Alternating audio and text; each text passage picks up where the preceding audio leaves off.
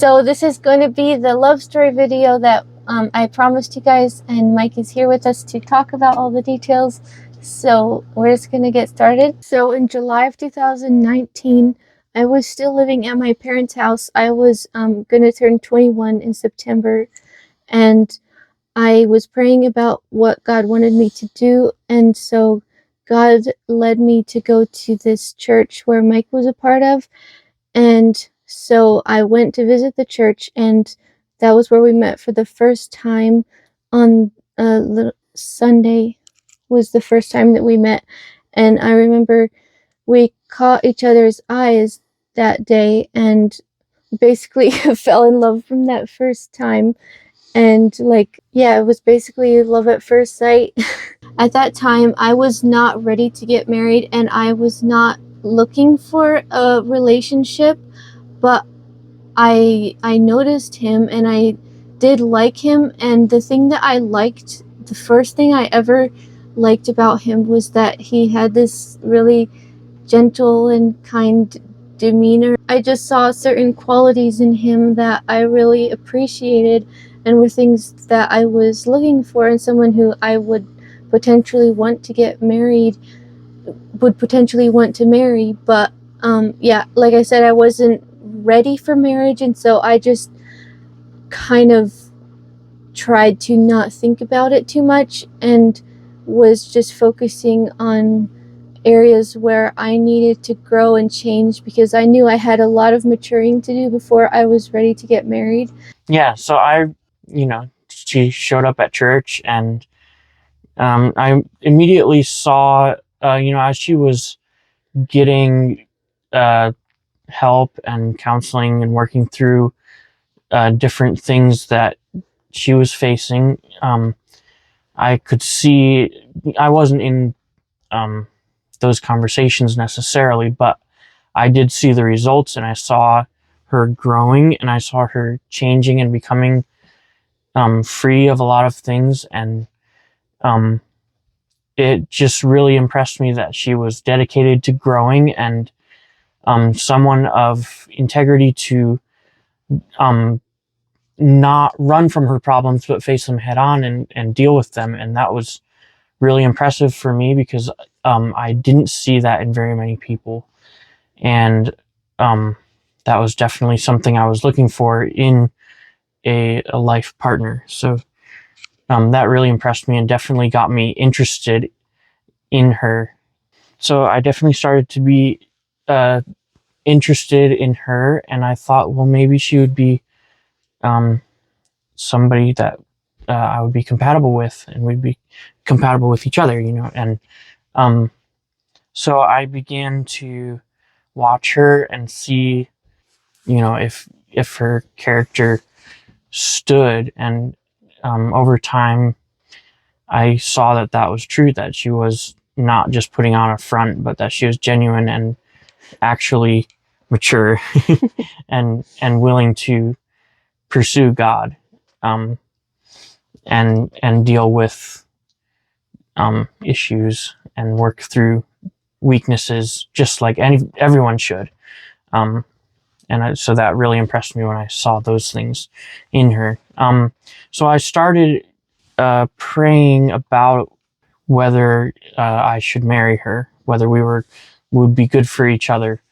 And I remember one morning I had a dream. At this time, I don't remember what it was, but I just remember that I woke up and I started asking God if she would be a good person for my spouse. I don't necessarily believe in soulmates, or that there's only any one person.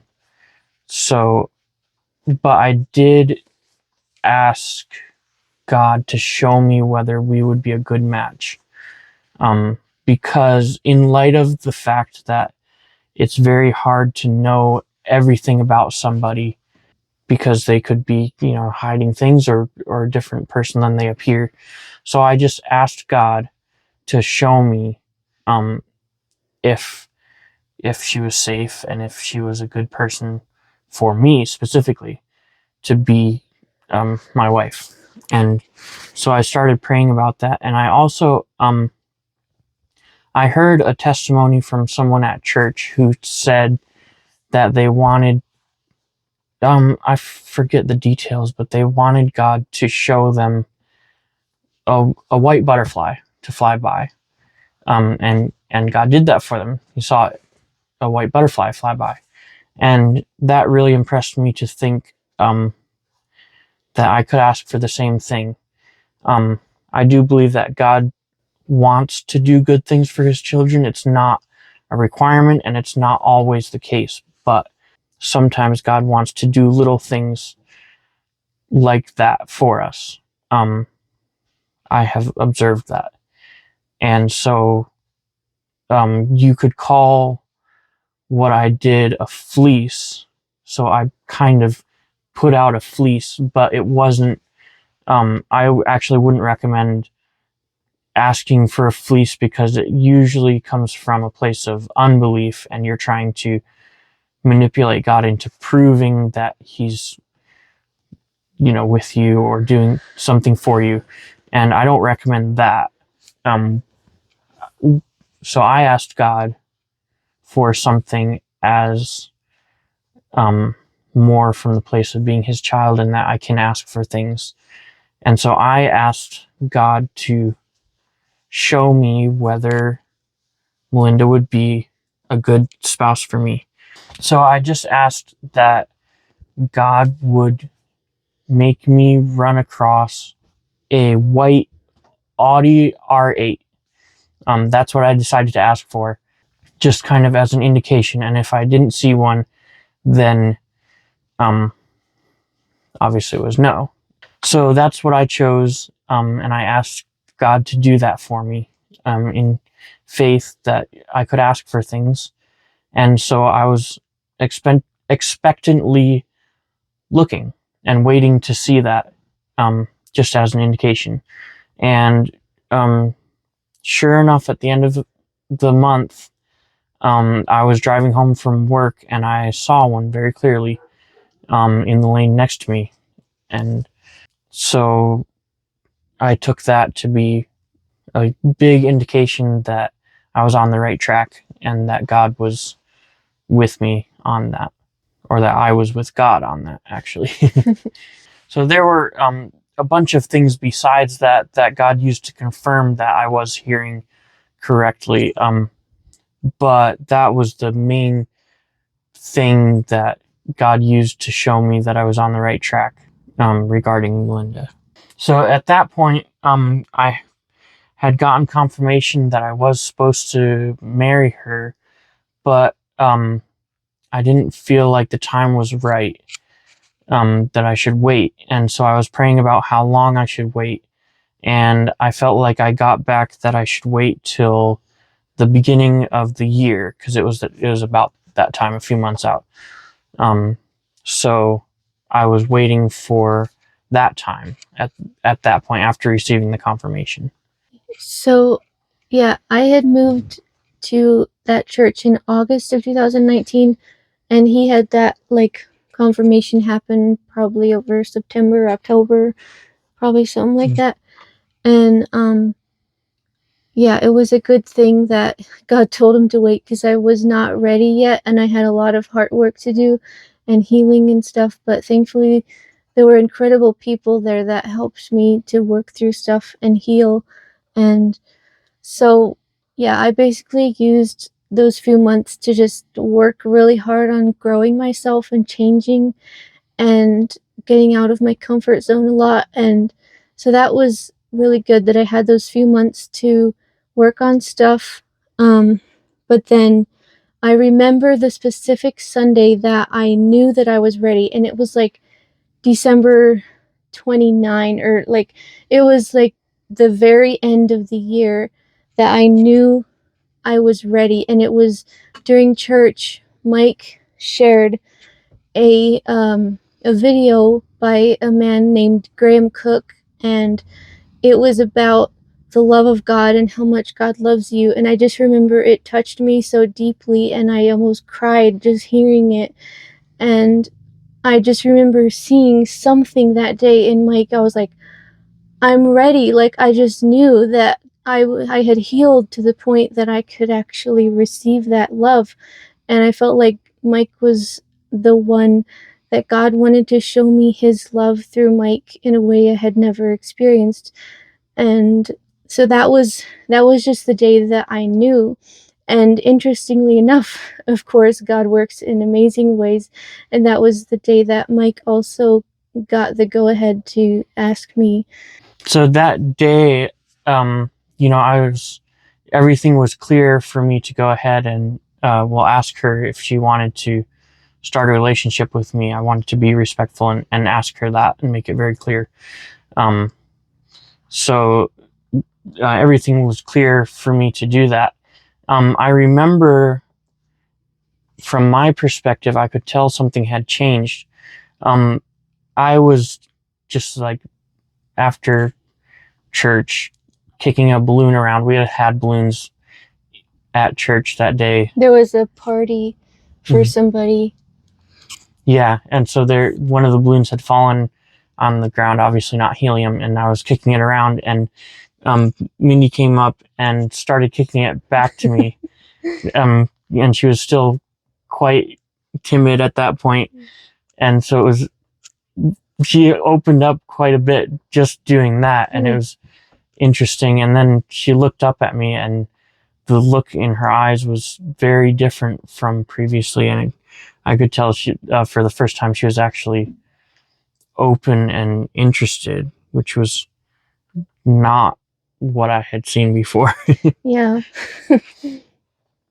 So then I got a friend from church to help me. I asked her to. You went to a different room, so obviously we could be alone. And you asked a friend to bring me into the room so that like it wouldn't be suspicious. If he would have asked me to go away, I would have been like, no.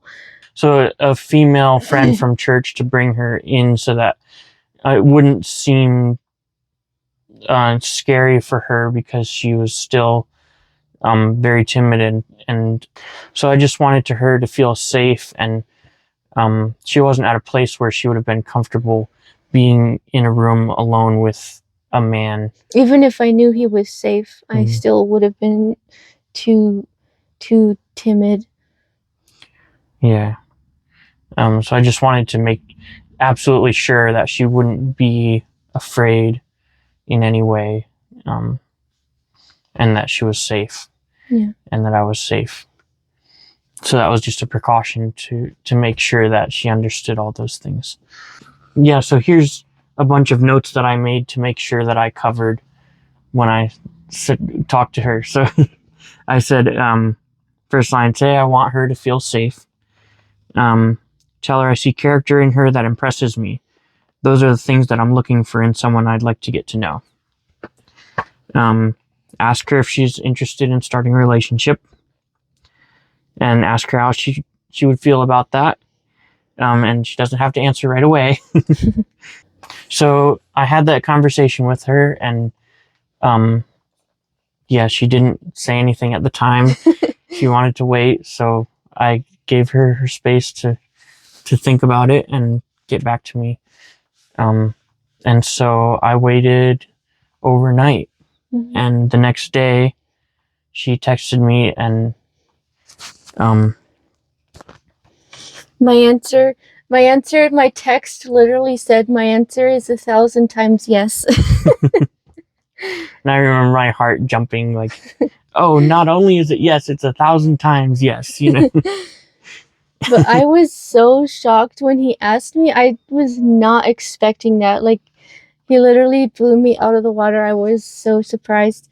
And I took overnight to think about it, and I remember I asked different people in the church, like what they thought, and I was pretty confident that I would say yes just because of everything God had done, but I wanted to ask people who I trusted and who knew both of us well.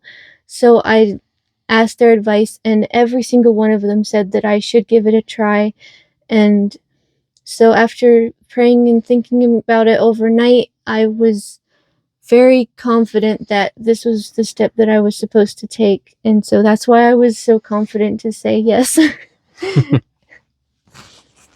So it was later that day that we decided to go on our first date, and um, I took her. We both went to Old Sac and got food and hung out and talked, and it was a very nice date under the lights and by the river of Old Sac. Yeah. Very, very romantic. We were both very nervous, but it was a really good date.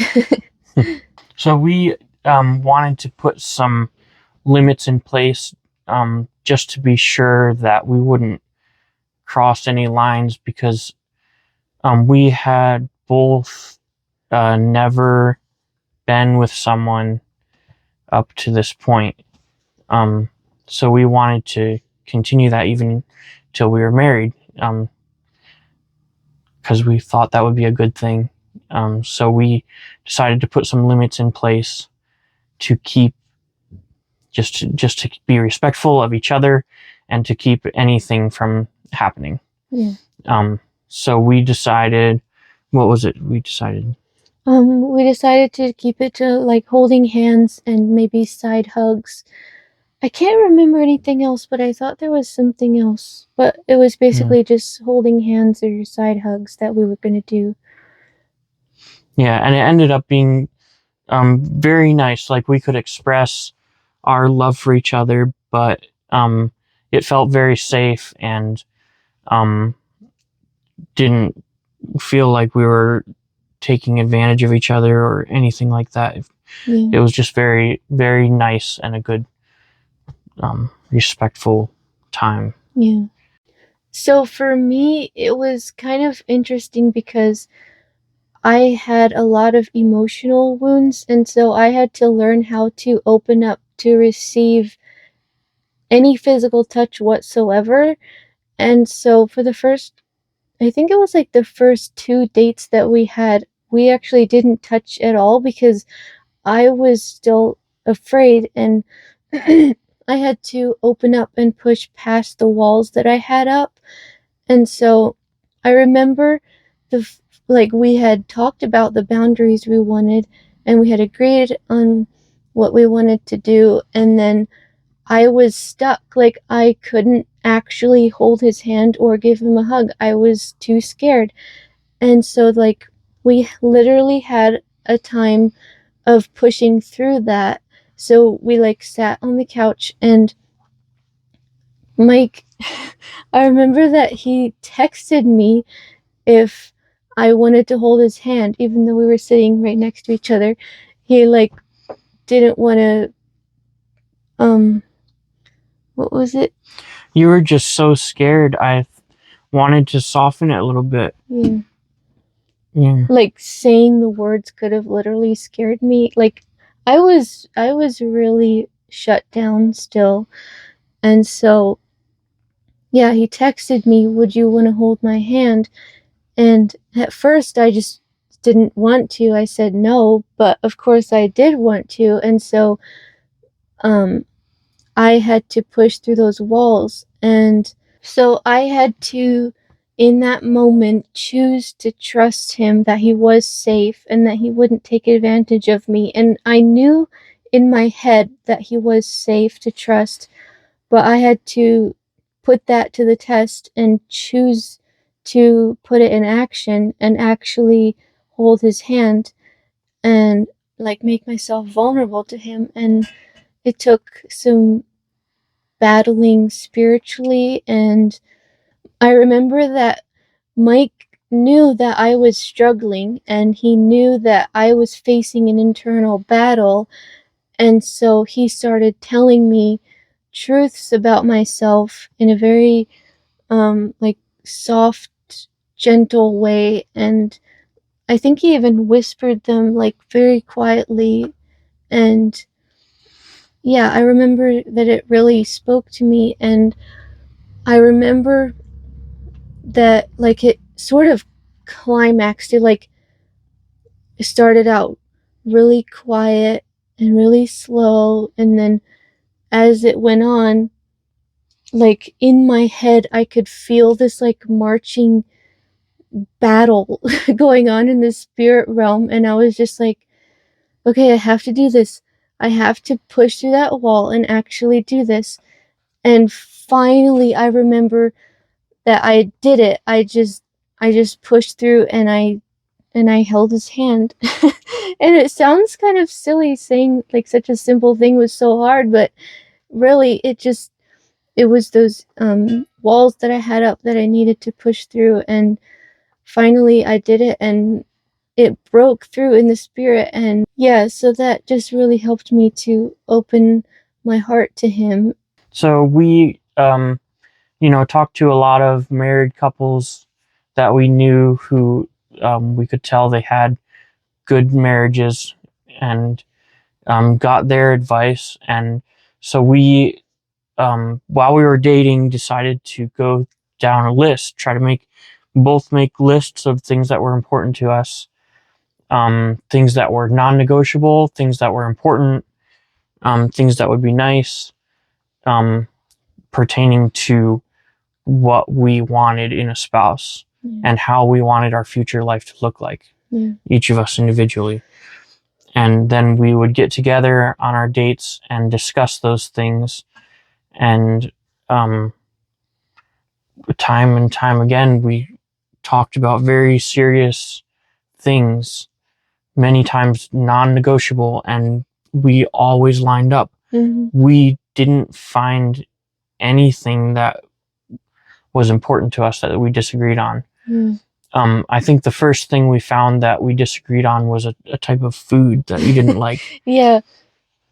I remember actually when we were planning our wedding, jumping ahead a little bit, when we were planning our wedding and we were talking about colors that we each wanted, and that was like one of the first things that I remember disagreeing on was I wanted a certain color and he wanted a certain color. But anyways, that's kind of a side note. Yeah. And I wouldn't say that being the same is what will make a marriage work. Yeah. That's our story. And that is what turned out for us. And it's very nice. But I wouldn't say that if you have problems in your marriage that it's because you just weren't agreeing on every point like us.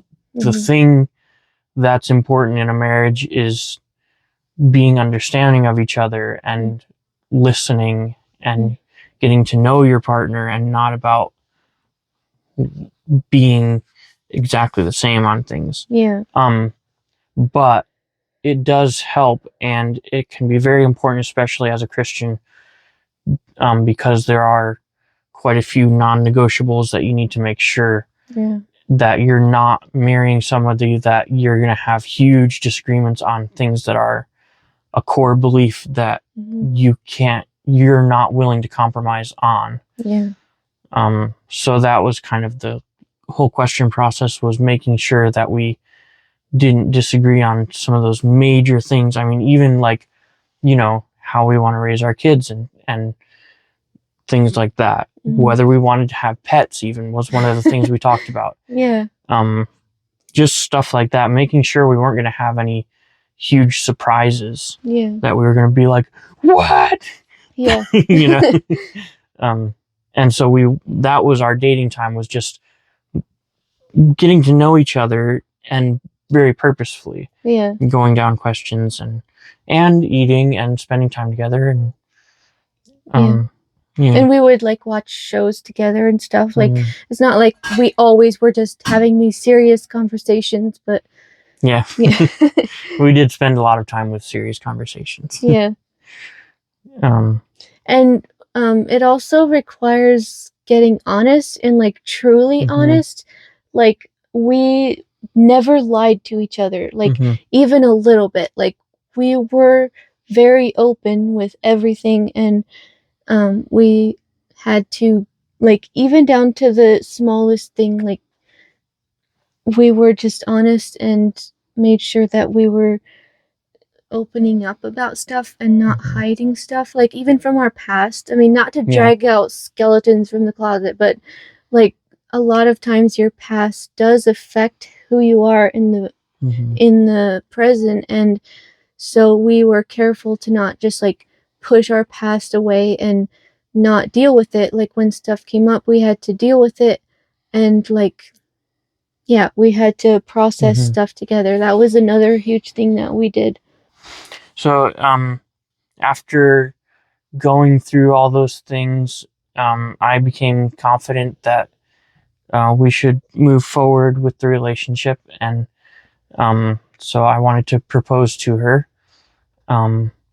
And so I began trying to get her ring size. That was kind of a fun time because she, coming from a Mennonite background, didn't really I had no clue. Didn't really have any rings and didn't know her ring size herself. No. There was one ring that I had my sisters go into her room and snoop around, and they found one ring, but we weren't sure if it was the right size. And it turned out it was like for your middle finger or something, and not the ring finger. So that didn't work out. And so I also tried on one of our dates taking a picture of her hand. Sneaky. And I put my thumb over her hand so that then I could later on measure my thumb and then scale the picture in AutoCAD and get the picture to scale and then measure across her finger. But it didn't really work because fitting a ring is also about like friction to keep it on and stuff like that, and it just wasn't feasible to figure that out from a picture. So because of lack of data, I finally gave up trying to get an exact size and have her ring ready, and instead I had one picked out online and ready to order. And then I got just a ring sizer, it looks like a zip tie, and had that ready so that when I proposed, I could get her finger size and order the ring as soon as possible. Yeah. And we also had discussed what kind of a ring, what were her expectations with the ring, and so we went together to my sister's wedding, and I had no clue what he was planning. I was just going for a road trip with him. And so, yeah, we went to the wedding, and he got to be with my whole family, and that was pretty fun.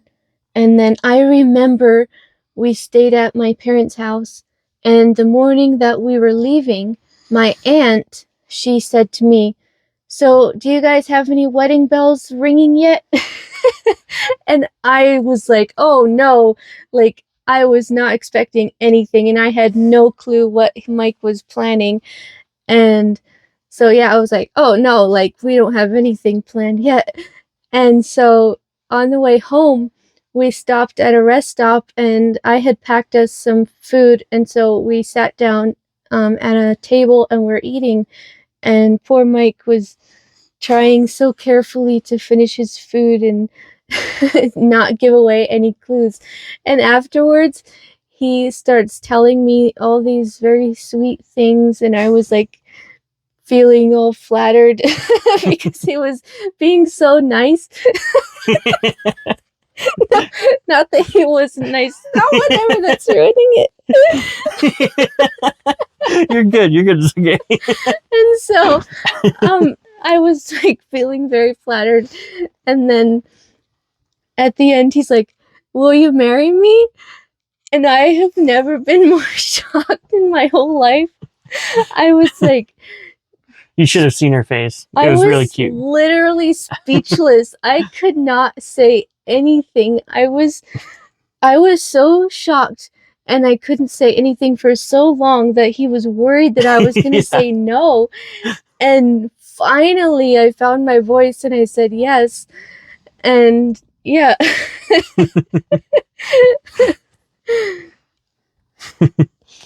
Good times. Yeah. So we were in the parking lot getting ready to leave there, and I took the ring sizer and measured her finger, and it was 7.5. I think so. Yeah, and so I ordered the ring. I can't remember if it was right there or if I waited till I got home, but I ordered the ring, and it ended up because it was a handmade ring. It actually took a while, and so we actually went to Walmart and just bought a cheap ring just so we had something till the nicer one came, and then she wore that one. So that was actually during COVID, and we decided that we were not going to let it stop us, and we were just going to get married anyway. So we planned for the wedding to be in a friend's backyard, and rented tables and chairs, and people helped decorate and stuff like that. It was pretty small for a wedding, but it was what we needed. And then we went to the courthouse later and got the paperwork done. So it was legal. Yeah. But just got married in front of our church and God. And we did have some friends there, but it wasn't like super huge. And family. Family attended. Yeah. And it was nice, just a nice wedding. Yeah. And then we moved into our first apartment together. And because it was during COVID, we didn't go anywhere for our honeymoon. We just stayed home. And we did go out to Old Sac once because we wanted to go out, but yeah, we kind of just stayed home the whole time because nobody was open. Nothing was open. Heavy restrictions. I mean, we probably could have figured something out, but we decided eventually we just wanted to start. It would have been nice to have a honeymoon, but it ended up being better to just stay home. Yeah. So we did that. It would have been complicated to work through all the regulations, especially if you want to travel anywhere. Because it was very early on. It was when everyone was freaking out, and it was during lockdowns. Yeah, there were lockdowns everywhere, and people didn't know what it was at the time, even, and so it was just going to be a real pain to try to put something together. Yeah. So, and it wasn't terribly disappointing. Yeah. We had each other. So I remember we've had our struggles since we got married.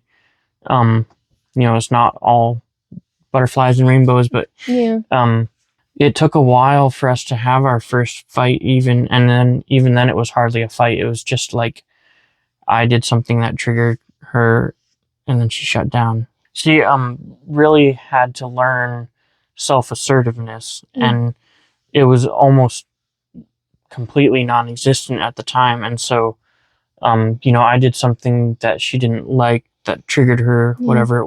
I don't know how to say it exactly, but and then rather than pushing back or arguing, she just would shut down.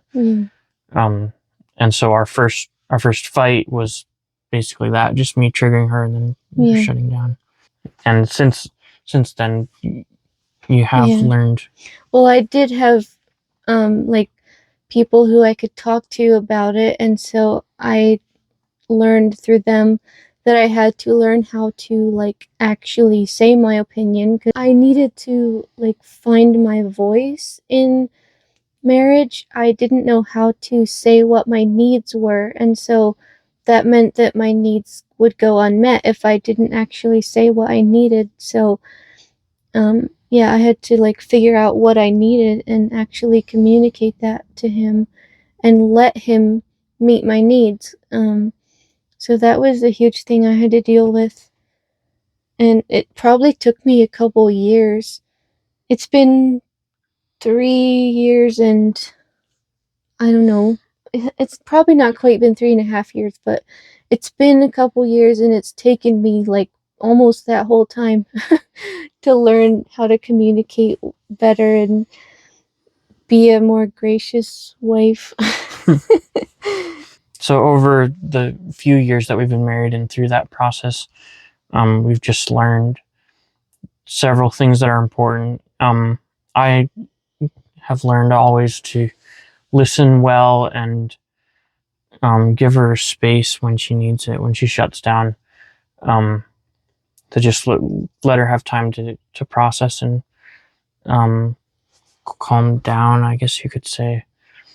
Just, everybody needs space sometimes. Yeah. And to not, because initially I would kind of try to pressure you to say what was going on, and I just learned to have space for you and give you grace. Yeah.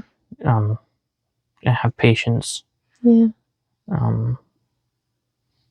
Love you even when you're freaking out. Yeah. So for me, it was just like a journey of learning how to open my heart and communicating what I needed and being willing to also give him what he needs, and learning who I am as a wife and learning how to trust him. I don't know. Feels like there's a lot. So we strongly believe that as a couple, we're called to make an impact for the kingdom of Jesus Christ and really rescue people from Satan's kingdom and bring them into the light of Jesus Christ. And we believe that even this time of crisis for us is another lesson to learn from. Yeah. And that even though God might not necessarily be inflicting this on us, he might be, we believe that he's allowing it, kind of like a Job story, to grow us. And most people I know who are successful now seem to have gone through a period of financial crisis that drastically rearranged their financial priorities and got them reassessing and working hard. And we're believing that this is a time like that for us. And we do see lots of good things coming from this, pushing us past previous boundaries that we couldn't break past before, or didn't want to break past because we were comfortable. Yeah. And this has been incredible to grow us and teach us new things, and to really thin out our priorities to the bare necessities, the main focus of seeking God's kingdom first. Yeah, I feel like this time has been a refining time, and like for our marriage too, like I feel like I've had to really find all of my joy and peace from God. Like Mike can never fill that deepest need in my heart. Only God can ever fill that need. And so I've had to learn, especially during this whole time, to not blame Mike and to let God like really be my strength when I feel like I can't take it and I can't go on anymore. And like I have had to learn, instead of complaining and having a bitter victim mindset, to release everything that's bothering me and to run to God and choose to be thankful and choose to rejoice. And that has really been powerful to change my mindset. And I think it's been good for our marriage too, because I'm not putting that pressure on Mike to be everything to me. I can let him go. Like instead of demanding that he does X, Y, and Z for me, I can, like, I feel like I'm free to be the wife that I am called to be. instead of nagging and criticizing and complaining. Yeah. I really appreciate that.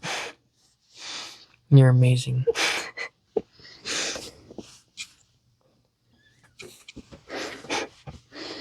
And time again, you have proven that I was on the right track and that I did hear from God correctly, that you would be an amazing person to spend the rest of my life with.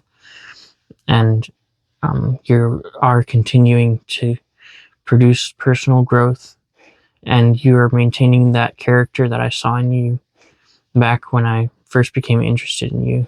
And you have proven to be the person that I wanted to be with and Well, so have as have my wife. you. Yeah.